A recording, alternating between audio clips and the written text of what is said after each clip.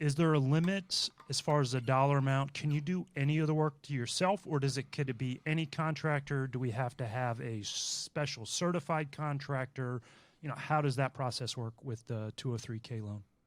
There's two versions of the 203K loan. Okay.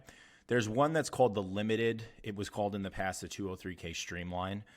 And essentially what that is it's basically a less paperwork version, less kind of requirement from the contractor side.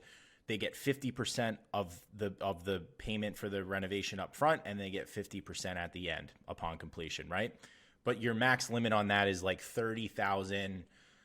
With a little bit of contingency, it's like 35,000. So yep.